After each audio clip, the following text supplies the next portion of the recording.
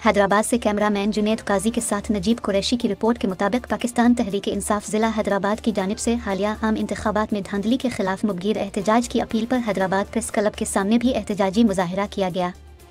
मुजाहिरीन में ख्वातीन कारकुनान भी शरीक थी जो कि इलेक्शन कमीशन के खिलाफ सख्त नारेबाजी कर रही थी, जबकि मुजाहिरे की क़ियादत करते हुए पाकिस्तान तहरीक इंसाफ के रहनुमा और हैदराबाद के हल्का NA 219 के उम्मीदवार डॉक्टर मिसनत नसरुल्लाह,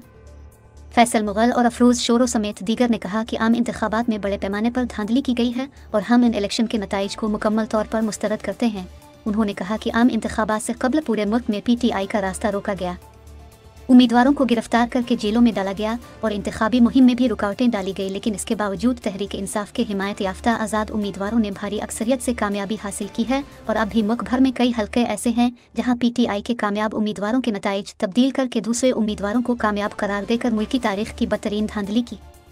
गई है। रहनुमाओं ने मजीद कहा कि अब मुल्क में इस तरह की सूरत हाल पैदा की जा रही है जिससे हालात मजीद ख़राब हो सकते हैं। उन्होंने कहा कि PTI को ख़त्म करने के लिए तमाम हरबे इस्तेमाल किए जा रहे हैं, लेकिन PTI ख़त्म होने के बजाय अब मुल्क के अवाम के दिल की धड़कन बन चुकी है।